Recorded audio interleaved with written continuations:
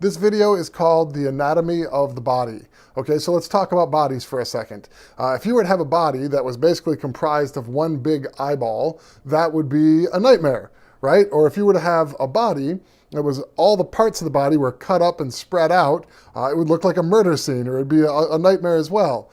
So let's talk about what makes a healthy body, right? All of the parts are fit together and they're able to work together in harmony. Now, the body of Christ are the people who are here working out the mission that Christ started while he was here in the flesh. So the Spirit of God works through our flesh to seek and to save the lost. Now, within a body, there are many individual parts, right? And within the church, it's made up of many individual members.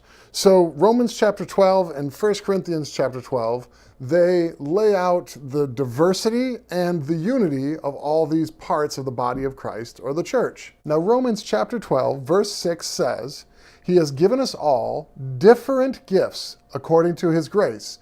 So we shouldn't feel any pressure to be just like somebody else. Now, the body of Christ is about unity, not uniformity. Okay, so each part has its own role and its own way of doing it, but at the same time, we're all working towards the same single goal. Diversity can be potentially divisive, so we need to make sure that we embrace the goal of interdependence rather than independence or individualism. We can only celebrate diversity once we realize that its ultimate goal is a stronger unity. We each may have a unique and different role to play, but we all share in the same common mission. And here's our mission. Matthew 24:14. It says, "This gospel of the kingdom will be proclaimed throughout the whole world as a testimony to all nations, and then the end will come." Each part of the body needs to ask itself, how do I further the goal of the whole body? For example, the mouth may speak, and the feet may get the mouth there, while the heart informs the mouth with compassion, and the hand offers a service, while the eyes are the whole time providing discernment. Each individual part is uniquely beautiful, but when all the parts work together in harmony, it's absolutely gorgeous. Listen to this verse here from John chapter 17, where it says, "The glory that you have given me," this is Jesus talking, "I have given to them, that they may be one, even as we are one, the Father and the Son. I in them, and you in me, that they may become perfectly one, so that the world may know that you sent me and love them even as you loved me."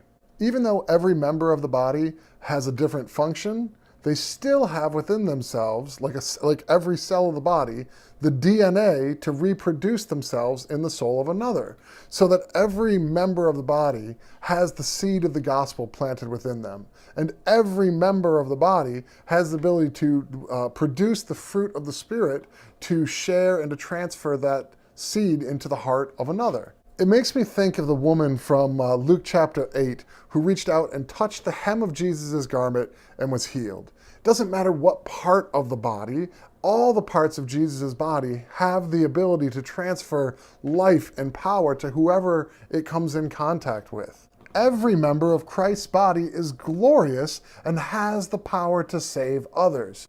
Do you know the particular gifts and roles that God has given to you? Well, it's hard to know exactly where you fit in until the rest of the body helps you to discover it. Hebrews chapter 6 talks about the laying on of hands as being one of the most basic and elementary parts of our faith.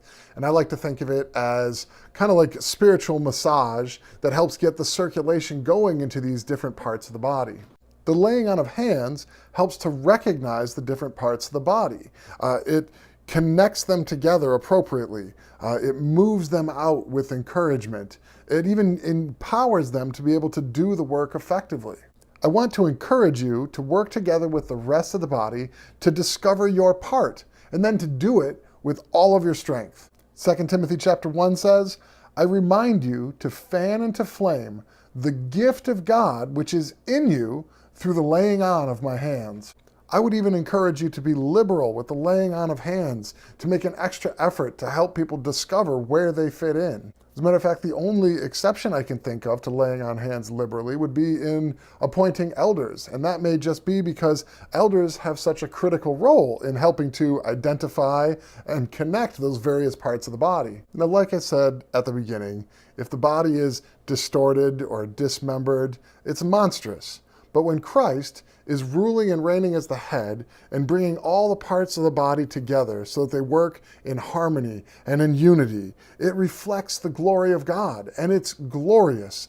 The body of Christ is beautiful, and as she gets lifted up, has the ability to attract and to draw all men to Christ. And whatever role you may play, pray that God will show you how you fit in with the rest of the body to accomplish the work of getting the gospel to the ends of the earth.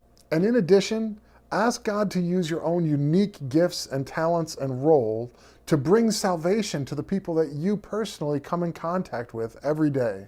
Now remember, we're all different members of the same body, each with a different role to play. But the purpose of that body is to be healthy and to be mature and to be united so that it can go and be fruitful and multiply. Each part of this body is capable of and expected to reproduce its God-given life in others, according to the grace and the gifts that it's been given. Now let me leave you with this last verse from Ephesians chapter 4 that says, "But grace was given to each one of us according to the measure of Christ's gift. Therefore it says, when he ascended on high, he led a host of captives and he gave gifts to men."